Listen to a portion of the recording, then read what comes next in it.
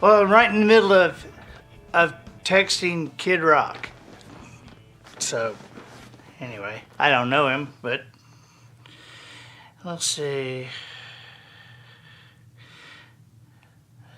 Tom Harbour. Merry Christmas. How are y'all doing? Hey guys. Hey guys. How y'all doing? Marcia Grosso Taylor. Good to see you. Hey, do you like the Sandcastle podcast? How about that? Chuck was awesome. Yeah, I was just amazed to see the. I've always been able to like clump Sam together and watch it fall, and build it like a frog house. You know how you do around your foot and you pat it and then pull it out and then somebody steps on it. That's as big a sandcastle as I've ever been able to do. And I saw one time some teenagers, when I was a little kid, some teenagers did a drizzly sandcastle. They would drizzle. That's the kind I make, yeah. Oh, is that the kind you make? Mm-hmm. Were you one of the teenagers I saw when I was a little kid? I think so. Yeah, those are pretty cool. Dina Kilpatrick, how you doing? We appreciate you sharing. Well, it's a good weather Tuesday. We had bad weather here over the weekend, but a good weather Tuesday. Today, Dave Huka, how are you doing? Hannah Gadlich, Martin Simmons, Hayden Gomer from the 92 chapter, Nancy Adams, Merry Christmas. We have a Christmas tree here in our Wisdom Harbor lobby. Is it a lobby? Yeah, sure. Why not? You get to call it whatever you want, Andy. I think let's call it a motor lobby. Okay. Because remember back in the like 60s they would say, drive up and park in our motor lobby and come on in. And I don't really know what that was. I was a little kid, but it's a motor lobby sounded good. Diana Novak Ogle, Wisconsin is in the house. Yep, we're glad to have you, Wisconsin. Wendy Tucker. I talked to a Wisconsin guy up there just a minute ago. Greg Steinhaus. Hey, Christy Woods. How are you doing? I've got the bottles of wine that we got from your wine store, Christy. I love them, and Polly doesn't like it. But she knew she wasn't going to like it before she tasted it. Which is why she didn't like it, I would think. It's something in the words told her that it was going to be sweet. And see, I kind of like sweet. Yeah, I mean, I'm not a wine snob. I don't really know anything about wine. I just, my fondest memories of wine are from the Boone Vineyards. But this wine evidently is sweet. I was with my buddies with Beck's Hybrids, and one of them said, "I bet you will like this," and I was like, "Really?" And I tasted the sip, and I was like, "Oh, like a candy bar. Yeah, I like it." Hey, Heather McQuaig, how you doing? Merry Christmas to you and Jungle Jim. Roll Tide. Can you believe that? I mean, we were unbelievers. We were unbelievers, and they came through. So, trying to kind of figure in my mind here how many, excuse me, my gluteus. I'm coming back from COVID, or I got the COVID. Do you have to be a certain age to say you have the COVID? I suppose yours. I don't know. Because you have to be a certain age to say you have, like, some people have diabetes, then some people have diabetes because they can't pronounce it. Oh, Wilford Brimley. Yeah, I mean, I can barely say it right after those commercials. You're hiring a spokesperson for your disease. that cannot say, it cannot pronounce your disease correctly. Hi, I'm Wilford Brimley, a long-time sufferer of diabetes. No, it's diabetes, Wilford. We paid you $1 million to say diabetes. But you're a curmudgeon. Is he still alive? I have to look that one up. I don't need to come kick my butt because I'm dogging him for saying diabetes. But then if you're older, you have the sugar diabetes. Ooh, yeah. Y'all heard of that? You ain't heard of that? You ain't heard somebody say that? Oh yeah, you have. Yeah. Wilford is no longer with us. He's no longer with us? No, 2020. Got him. 2020. Well, he might have died of the COVID. But but you know how you have that really, really fat aunt that's in the living room after Thanksgiving dinner, and people are trying to set up the Christmas tree, and she's still sitting there and go, "Is it hot in here, or is it just me? I'm hot."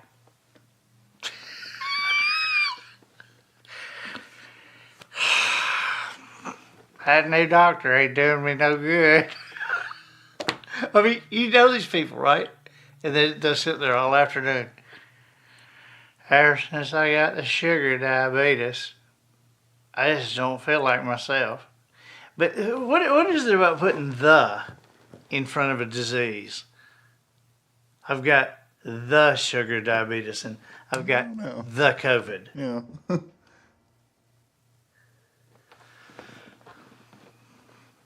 I don't know. Sandy Atkins, Merry Christmas from El Salvador. Man, I guess it's hot there. Do you know what happened on Christmas Day in 800? In 800, Charlemagne was crowned the Holy Roman Emperor on Christmas Day in 800. Pope Leo III crowned Charlemagne Emperor of the Romans during a ceremony at St. Peter's Basilica. This was a controversial coronation, and it restored the Western Roman Empire in name and established Charlemagne as the divinely appointed leader of most of Europe. And it placed him on an equal footing with the Byzantine Empress Irene, who ruled over Eastern Empire and Constantinople. And I always think that's kind of a tacky name for an empress. Irene. I mean, come on. You know, this kind of like Empress Irene and her princesses Agnes and Gladys. Yeah. Princess Doris. Okay, but Constantinople was where this happened. And Charlemagne would serve as emperor for 13 years, and his legal and educational reforms sparked a cultural revival and unified much of Europe for the first time since the fall of the Roman Empire. I don't know how do you crown somebody you are king of most of Europe. I mean, where do you draw that line? I crown you the king of most of Europe. Anyway, in 1066, William the Conqueror is crowned King of England. Now this is going somewhere, all right? 1066. This 1066 holiday season played host to an event that permanently changed the course of European history. Not most of European, but European history. On Christmas Day, William, Duke of Normandy, better known as William the Conqueror, was crowned King of England at Westminster Abbey in London. This coronation came in the wake of William's legendary invasion of the British Isles, which ended in 1066 with a victory over Harold II at the Battle of Hastings. All right, so now think about this. This is William the Conqueror, 1066, Battle of Hastings, and in 1930 something, Winston Churchill kind of pushed his wife Clementine into buying this old house. She did not want it, and he wanted it. And it was a house that had stood on the site of the Battle of Hastings, since the Battle of Hastings. And that was their big castle. That when you read about Winston Churchill and painting in the grounds and all, that was where they lived. And that place had been built before the Battle of Hastings. 1,000. He's look, and you can imagine his wife going, "I am not moving in there." What kind of? Well, it's a fixer-upper. Yeah. After 1,000 years, it would be, wouldn't it? 1776, on Christmas Day, George Washington and the Continental Army crossed the Delaware River. At the end of 1776, the Revolutionary War looked like it was going to be lost for the colonial forces because these guys had joined up, but they didn't. They only joined up for a time, and so their time was up, and now they're going to go back to their houses and their families and their farms, and so it's like looking like, man, we're not beating them anyway, and now the army's going to quit. And so this series of defeats by the British just crushed morale, and the soldiers that weren't, their time wasn't up, the other soldiers were deserting. And so, desperate to strike this decisive victory on Christmas Day, General George Washington led 2,400 troops on a nighttime crossing of the Delaware River. Now, you've seen the picture, right? You've seen that picture of Washington in his nice clothes standing up in the bow of that boat. First of all, it was at night, so there's not a lot of light. Yeah, I don't know how the painter could see you. Yeah, how was the painter able to see him in there? And his stuff looked pressed and they weren't buttoned and shined. Yeah, I mean, way more people in the Revolutionary War died of disease and dysentery than got shot and froze. I mean, in this Civil War too, way more people died of disease. I didn't know that.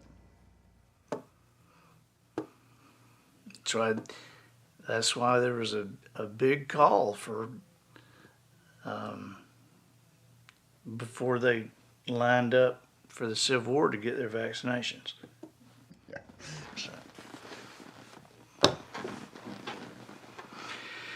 But General Washington's gamble paid off, and many of those they attacked. I mean, they crossed the river and attacked, and many of the people they attacked were still disoriented because the previous night they declared it the office party nights. This is office parties for Christmas parties, and all the office parties and all the bars in town had football games going on, and everybody was drunk, and the colonials came across, got in there and defeated them, and really with minimal casualties. And so Washington had pulled off this shock victory, right? But his army was unequipped to hold the city.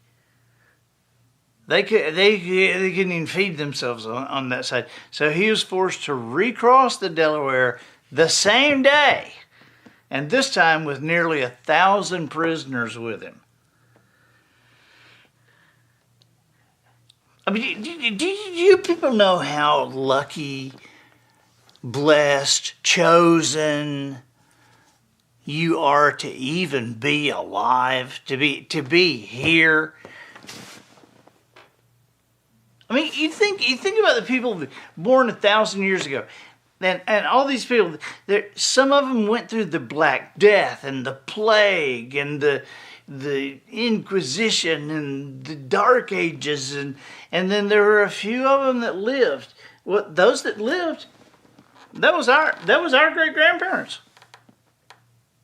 That's who we came from, and then those people kind of moved forward, and the Revolutionary War is killing everybody, and smallpox killing everybody, and the Civil War killed everybody, and World War I and World War II kills 35 million people, and here we are. I mean, that's an amazing draw to end up still standing at the end of that progression. 1814, on Christmas Day, the Treaty of Ghent ended the War of 1812. Now, it's curious to me that we call this war the War of 1812, because it started in 1812. It ended in 1814. It was fought in 1813, but we call it the War of 1812.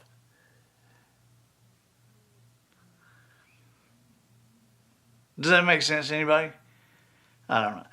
On December 24th, 1814, while many in the Western world celebrated Christmas Eve, the United States and Great Britain sat down to sign. Now get this.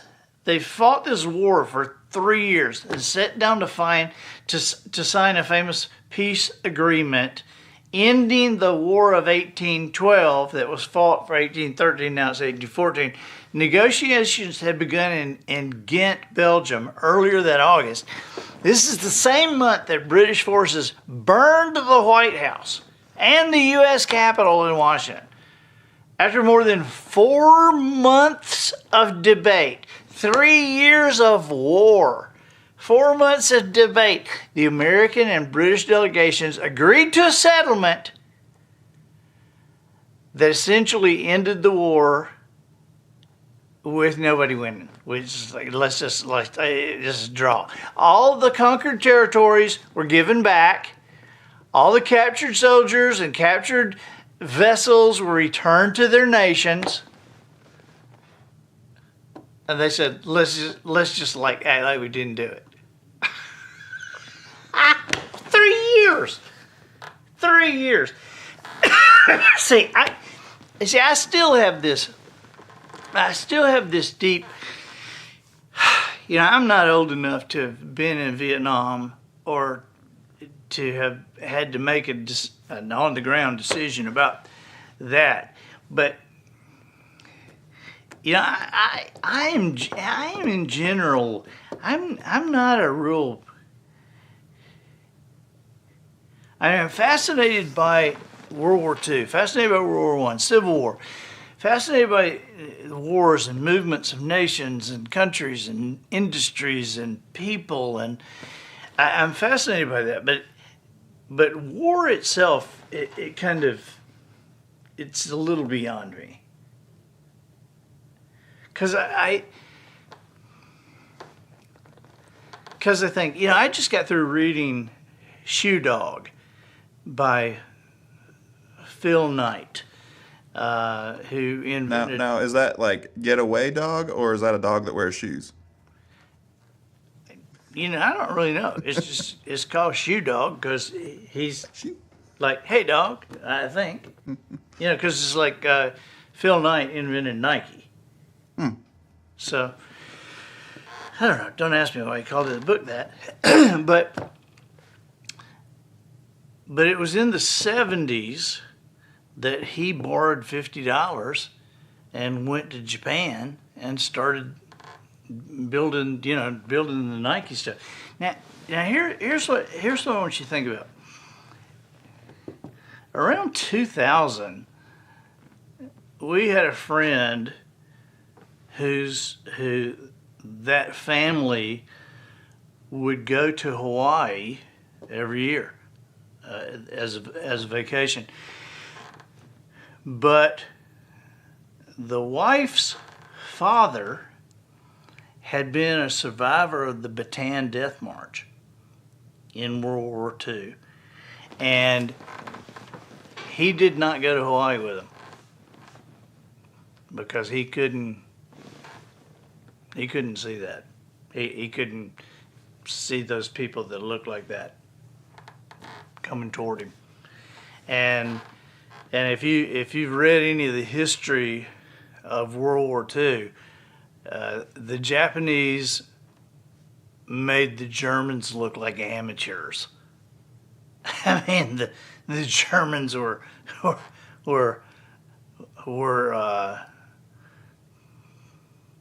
very tame compared to the Japanese, and so I'm reading this book and I'm thinking I graduated from high school in '77, and so if you look at a map,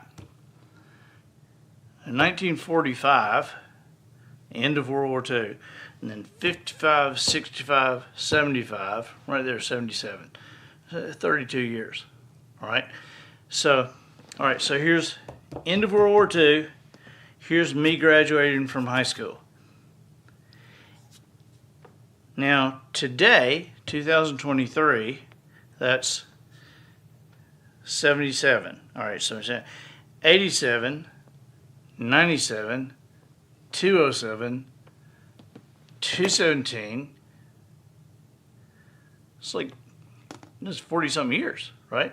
So from my high school graduation to the end of World War II was 32 years, and from graduation to now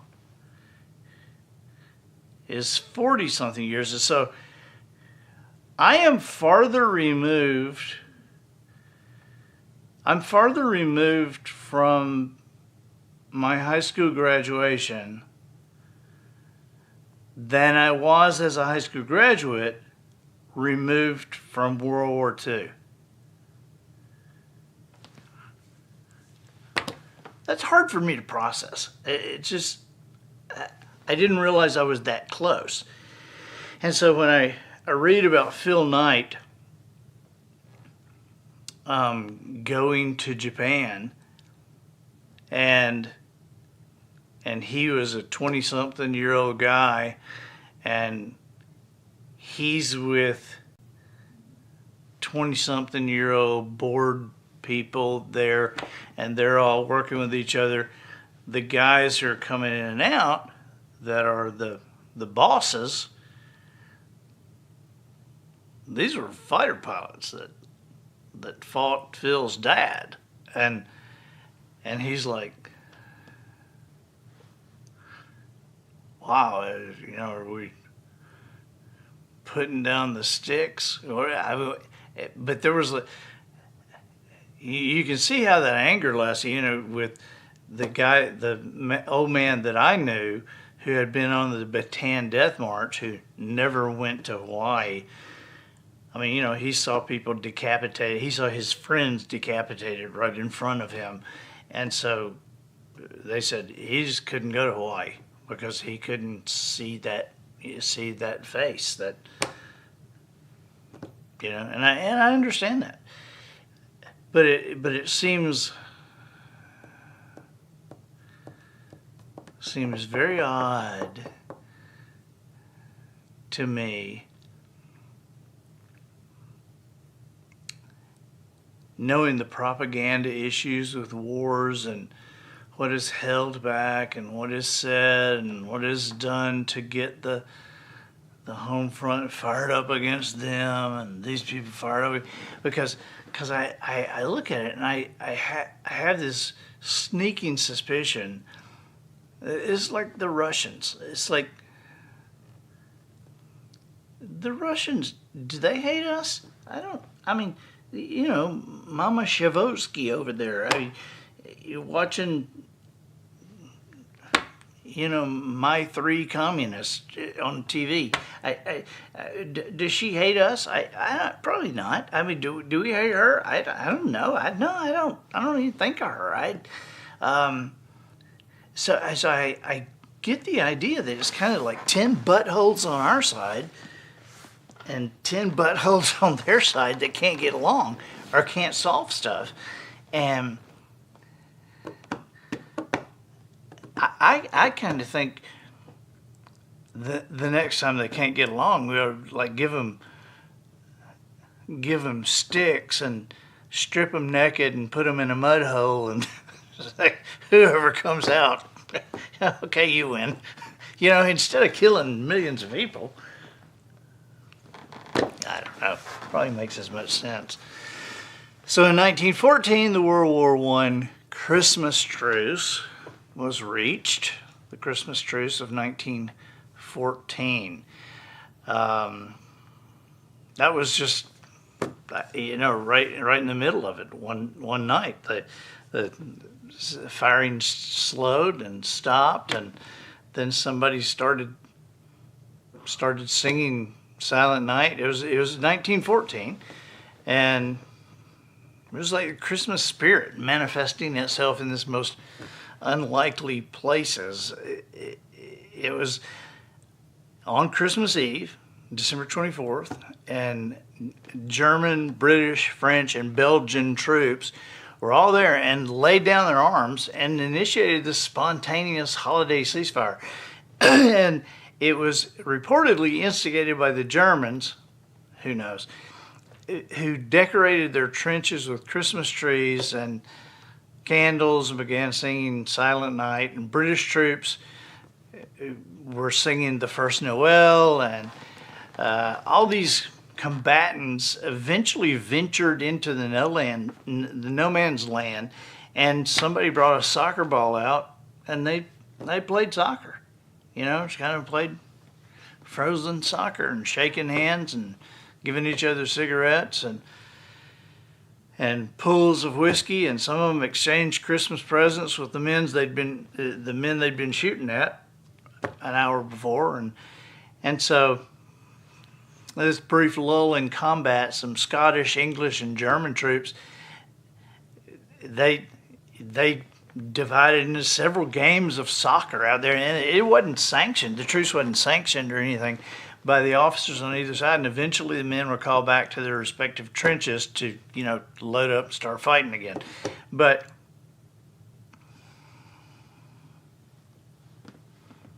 when left to our better natures, I think most people would rather. I hate soccer. I think soccer is an abomination on the sporting world. It's a communist sport. I hate soccer, but I'd rather play soccer than die. So given the choice, hey, you want to play a little soccer or shoot each other? Let's play soccer. Here, I'll kick the ball. Here's another big happening on Christmas. 1968, Apollo 8 orbited the moon, and as part of 1968's Apollo 8 mission, astronauts Frank Borman, Jim Lovell, and William Anders spent the night before Christmas orbiting the moon. The operation was originally planned to test the lunar module, which was later used in the Apollo 11 moon landing, and they were going to test it in Earth's orbit. But when work on the module fell behind schedule, NASA changed the mission plan to a lunar voyage, and they went to a series of breakthroughs for manned space flight and orbiting the moon. And the three astronauts became the first men to leave the Earth's gravitational pull and the first to orbit the moon. And they were the first to view all of the Earth from space, and the first ones to see the dark side of the moon. And so Apollo 8, though, is perhaps best remembered today for the broadcast that the three astronauts made when they entered the moon's orbit on Christmas Eve.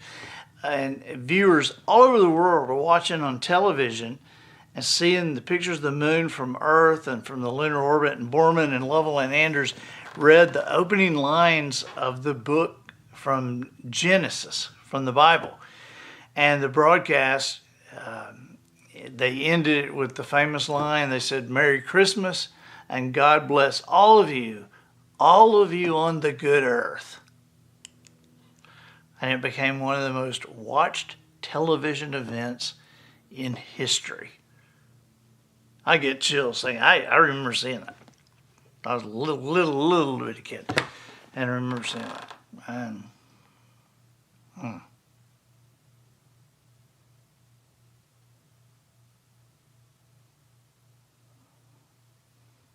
They didn't see Santa Claus, though. But he was down on Earth, you know, That makes sense. doing his deal. Okay, who was born on Christmas? Who was born on Christmas? Ryan Seacrest, Jimmy Buffett. This is just a handful. Barbara Mandrell, sleeping single in a double bed, but she was born on Christmas Day. Ava Gardner, Sissy Spacek, and Humphrey Bogart. Born on Christmas Day. You want to know who died on Christmas Day? I mean, I think it's better to come in than go out. But Eartha Kitt died on Christmas Day. I knew Eartha Kitt. I spent a couple of weeks with Eartha Kitt. And she had a daughter, a beautiful daughter, a redheaded daughter, whose name, first name, guess what her name was? Guess. Anybody? Kit. Kit? Yeah. Oh. Yeah, that's right. Her name was Kit. And she was beautiful. But it was like, Kit, Miss Kit. But Eartha Kitt died Christmas Day. James Brown died on Christmas Day. And it was reported that the last word he said was, "Hi!" Billy Martin died on Christmas Day. Billy Martin, fiery manager of the New York Yankees. George Michael died on Christmas Day. Charlie Chaplin died on Christmas Day. And guess who else died on Christmas Day? Lord Dino. Dean Martin. Dean Martin died on Christmas Day. Dean Martin was the best drunk singing Christmas caroler there was. I mean, Dean Martin sounded drunk, and I mean, I don't know if he was, but it's almost kind of like that thing. You know, I toured with George Jones for a while in the 90s, and I say I was booked on like 40 dates with George, and he did 24 of them, you know, because like he just like wouldn't show up, and he got known for this. It was like he was known for not showing up. He even did a song. They call me No Show Jones. He did a song. It was on the charts. I mean, you know, you're known for stiffing your fans, for not showing up, and people would buy the places out, and they wouldn't even ask for their money back because they wanted that ticket. This is the ticket that George did not show up at. It's crazy. I mean, how do you get a career like that? How do you get a career like that where, hey, I sing and I play and I have a band and a bus and it costs me a lot of money to get there, and let's just set up a concert and y'all buy tickets and I'm just going to stay home and watch football and I'll keep all the money and y'all will love me anyway. Really? I never got it. But it was so funny. I mean, people loved it. And I think that if you'd shown up at a Dean Martin concert and he was sober, you would have wanted your money back. I mean, you remember the song Marshmallow? You listen to Marshmallow World, and you listen to that. You're going to hear it several times through the Christmas season. You hear it on Sirius. You hear it played on these stations. You tell me Dean Martin's not drunk singing that song. It's a marshmallow world, I listening when the snow comes to cover the ground. I mean, the guy is smashed. He is smashed, and I think it became part of the shtick. You know, it's like, is he drunk? Is he drunk? Okay, good, okay. I mean, if you bought front row, we bought front row tickets. He's not even drunk. This is a jip. I think they wanted it. Died on Christmas Day.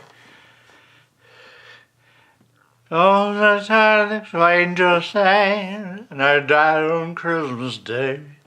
Yep. Oh, Gino.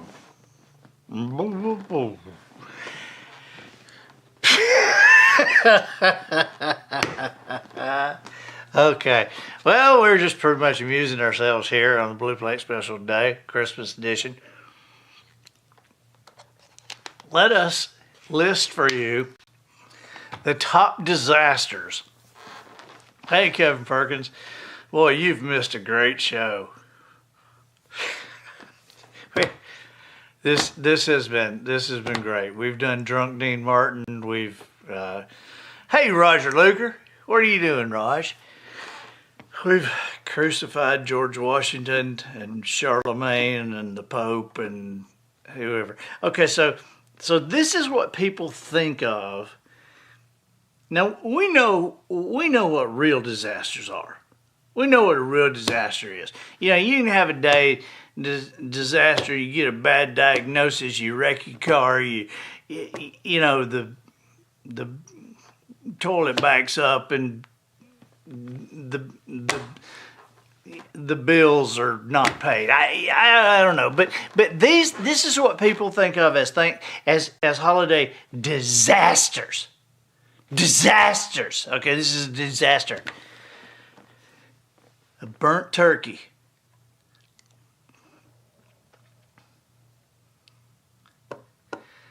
Now, a couple of Christmases ago,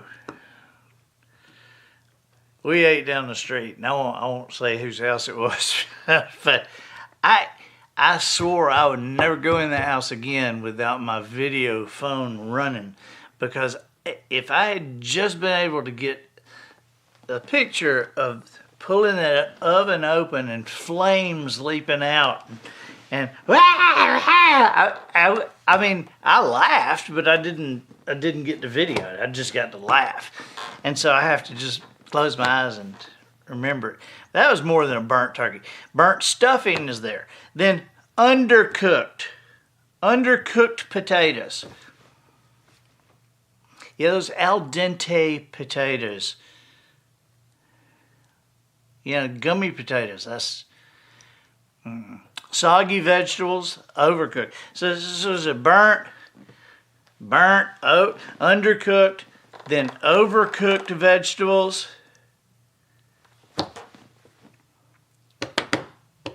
I had two grandmothers, and both of them could dry out a turkey like you would not believe. I mean, you could put that turkey in the oven, and I don't care how long they did it. You had to just be nice and put a slice on your plate, but all the men would slip the turkey slice in their pocket, because you would throw it in a mud hole on the way home, and it'd suck all the moisture out of the mud hole. You know, it's just that dry. I mean, use that turkey. You take them to a hunting camp and lay them in mud holes so your truck wouldn't get stuck. Just slice that turkey and lay that dry. Okay, number 6, forgetting gravy. Forgetting the gravy.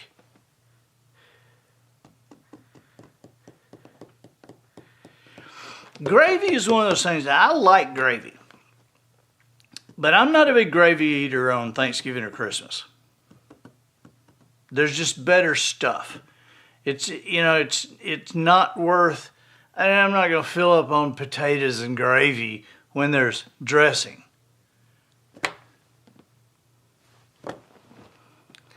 Food being served cold. Well, I agree that can put a serious dent in your holiday enjoyment, because I don't like warm food. I want my food hot. I don't like warm food. You know, Polly's always like rolling her eyes at me because I'll get up, I'll go put something in a microwave. I just can't, I can't eat warm food. You know, you just sit there and like room temperature food. I don't like that. I don't know, it's a disaster. Forgetting to supply vegetarian alternatives for guests. Really? That's a disaster.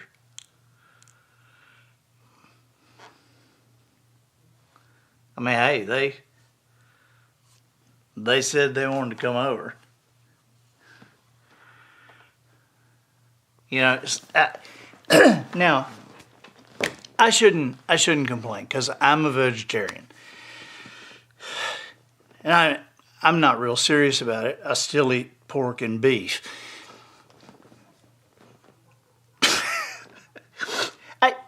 The vegetarian thing gets me because why make such a big deal about it? I don't know. There's plenty of rolls on the table.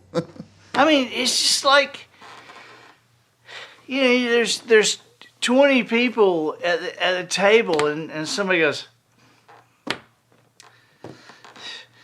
I haven't eaten meat in 4 years. Oh, I haven't eaten English pea casserole in 20 years, but I'm not bragging about it. Forgetting Christmas pudding. I don't even know what Christmas pudding is. What is Christmas pudding? I don't know what it is either. Is that like what Bill Cosby used to? Jello Christmas pudding. I don't think that. I think it's some kind of like meat pudding. Lumpy gravy. Lumpy gravy. That's not a disaster. Just don't eat it. Watery gravy. Don't eat it. Now the refrigerator, freezer breaking so that all the food is ruined. Yeah, I get that. Bumpus hounds eating all your turkey. Bumpus hounds coming in. Yeah. No more turkey fricassee. No more turkey hash. No more turkey sandwiches. All right. Let's all get dressed. We're going out for dinner. You remember the Chinese restaurant? Oh, yes. Deck the halls with boughs of holly. No. It's deck the halls with boughs of holly. Try again. Deck the halls with boughs of holly. No. Remember they bring out the goose? Yeah, it's smiling. Smiling. Oh, yeah. Ha. Tickle. I love that movie. That's a great movie. It's a great movie. It's one of the greatest movies of all time. A Christmas Story.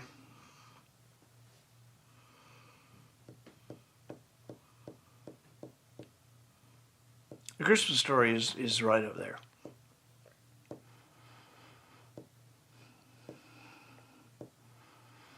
Anthony and Cleopatra, Gone with the Wind, A Christmas Story, but not in that order. Another disaster, not having enough plates to serve dinner to all the guests. I'm thinking that's a female disaster. Because I don't think guys care. I really don't. Do you? I could eat my food out of a mug.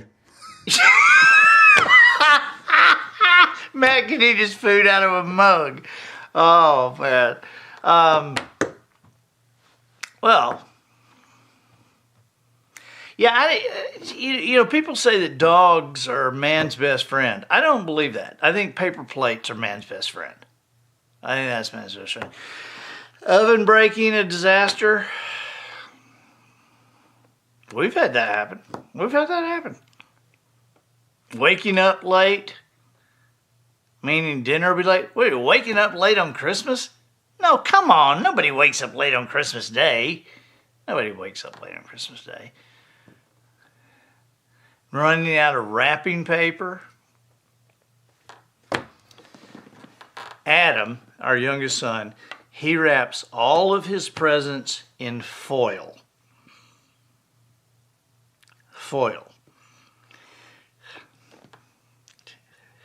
You can ask who it's to, but you don't have to ask who it's from, because it's from Adam. If it's in foil, it's from Adam. Adam says,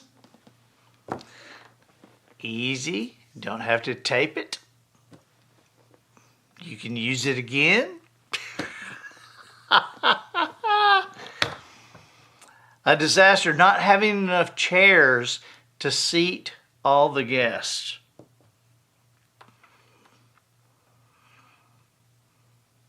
That'd be a lot of people. Microwave breaking. Well, should you be using the microwave on Christmas? I think that's a sin. Not putting name tags on gifts and forgetting what is for who. I quit putting name tags on gifts a long time ago. And I just use a Sharpie and I just write it right on there. Write it on there. Then they don't have to wonder who it's from. It's from Dad. There's a Sharpie, there's a name written on it. Here's a disaster. Kids seen me wrapping presents intended to be from Santa. Well, what are you doing wrapping Santa's presents? Santa's got elves to do that. I don't know why somebody's thinking that's a disaster. That's your own fault. You shouldn't be wrapping Santa's presents. You get your hands off. Take care of your own presents. Presented, ordered online, or presents ordered online, and they don't arrive on time. I pretty much don't believe anybody. I'm getting up, like, what are we, the fifth, sixth day? What are we, fifth, sixth, fifth? This, I'm about to call my limit right now, and if they say they can get it to me in 3 days, okay, on the 6th, 3 days, 9, I'll give them that grace. But do you know that in the United States last year,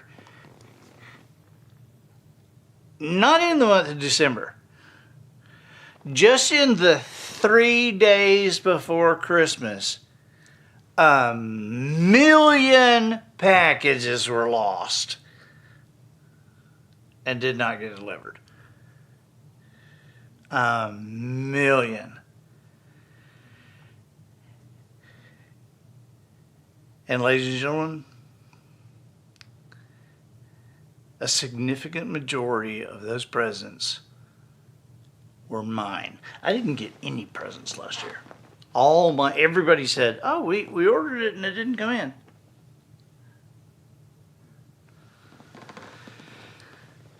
a disaster. They must have been with your invitations. What? Invitations you were talking about with Monica early. They must have been with your invitations. Yeah, yeah. Oh, you didn't get it? Oh, I'm sorry. You have to see that. Forgetting to put the food in the oven at the right time. Well, that's on you. I mean, come on. You got 11 to 37 clocks. You got a phone that'll tell you, Siri, tell me something. Here's the plot synopsis.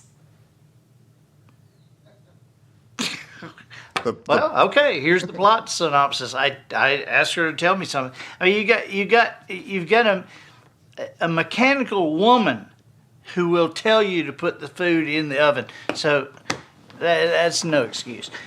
Undercooked meat.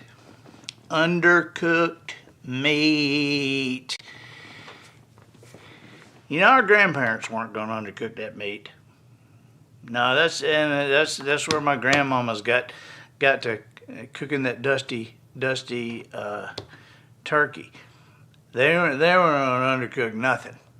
Pork, turkey, no, they weren't going to undercook nothing. And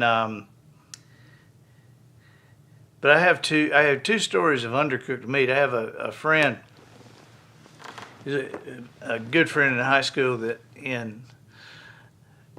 out of college when his sister got married and she was going to cook for the family. The first time the family was going to come over to their new house, her and her husband, she cooked lasagna, and she put the ground meat and all the thing, and she gets the lasagna out, and she did not brown the hamburger meat. She didn't brown the ground beef in the lasagna.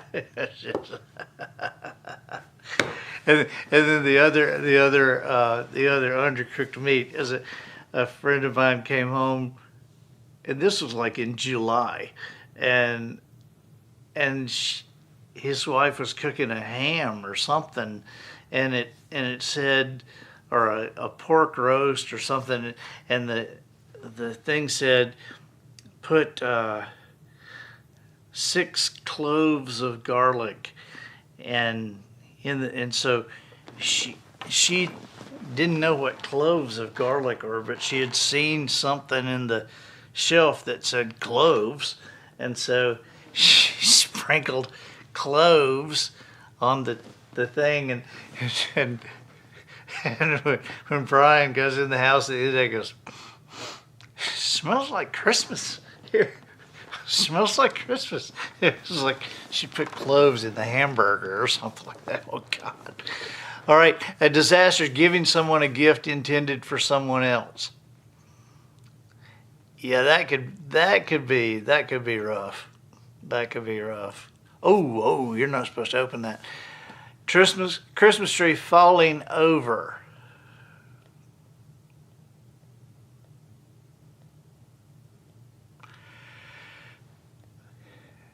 One time in the middle of the night, so before the boys were born, we were in our house. Hill Crawford and I came home, and Heather, are you still watching? And Hill Crawford and I came home, and our entire tree had slammed down on the floor, like across the living room, and just like busted all these things, and we just kind of looked at it a little bit. And I gotta say, your trees aren't particularly small either. yeah, I mean, we had that tall place, and Yeah. it was like wham. Yeah, it was not good. Gina Christmas said we had the tradition of baby Jesus appearing in the manger on the Christmas, and one year you lost Jesus. You lost Jesus? Yeah, that's a disaster. Finding unoff bread when you're making a Boxing Day sandwich, an off day bread. it wouldn't be a disaster to me because I don't celebrate Boxing Day. It's like I'm more into mixed martial arts. Someone choking on a coin in the middle of a Christmas pudding. Well, that's just stupid. If you're gonna put a coin in your food and think somebody's not gonna suck it up. I mean, especially your Uncle Clarence, that's smoking those unfiltered Camels and has those flimmy eyes, and he can't see that coin in the pudding. And this is Uncle Clarence that sits across from the table, puts sour cream in his mouth and goes, "Hello, there's a guy. What's school like this year?" That's like, oh God. But that's the guy that's going to swallow the coin. Christmas lights blowing a fuse, forgetting to turn the oven on. I just delay. Breaking a Christmas present immediately after opening it. Man, when I was 4 years old, I had a Bozo the Clown boxing, like one of those things that, it was this blow up thing, and it was weighted at the bottom, and I mean, I didn't play with that thing 45 seconds, and I took a pencil and went like that, and I remember seeing that Bozo the Clown thing. My dad putting it in a tub to find out where the thing was, see if they could patch it up. Seeing Bozo the Clown, my dad choking him under the water with Merry Christmas. Pet cat climbing, getting stuck in the tree. We've had that happen. Having to cook when hungover.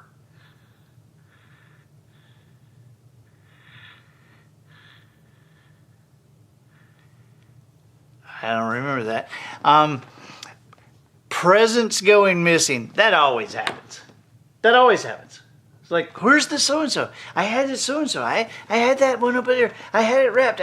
I saw it just today. I saw it. I had it wrapped for you. And see, again, I'm thinking that's a tactic that can be employed. Because it's like, well, I had you a diamond bracelet. I had it under there. All of your other presents were here. Where did that one go? I had the diamond bracelet for you. But you just don't buy it, Just don't buy it. Just kind of fake through it. Forgetting to defrost a dessert. What desserts need to be frosted? I think that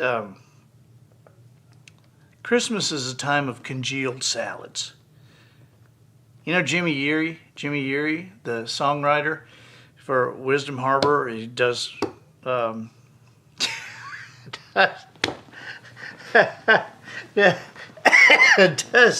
the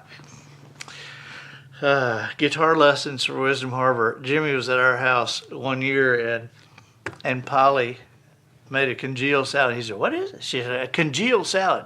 Has what in it? It's Jello, Jimmy. It's Jello and nuts and cranberries and it's what, a congenital salad? Yes, Jimmy, it's a congenital salad. So that's what we call them now at our house. It's a congenital salad. Okay, all right, we gotta roll this up. Arguments over politics at the dinner table, that can be a disaster. Table centerpieces catching on fire, writing the wrong person's name on a card, leaving presents at home when visiting someone else on Christmas Day, forgetting to defrost the turkey, and presents being stolen. Presents being stolen, that would be pretty bad. Unless you're like stealing them and gonna bring them out the next day.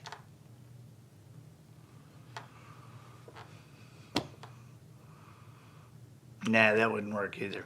That wouldn't work. All right, we're powering through the Christmas time, Christmas days. We have many items for you to check up. Hey, check up the new Wisdom Harbor Tervis tumblers. We said we were going to talk about them today, and we didn't talk about them. Well, it seems you had other plans. What? I think you had some other plans. Well, okay. We'll talk about them another time. But you can check them out. The Wisdom Harbor Tervis tumblers and mugs. The Beautiful Collection by Twinkle and Smoke of Beverly Hills. I went ahead and just dropped a link in the chat box since you mentioned it. They can go check them out. All right, good. Bye-bye.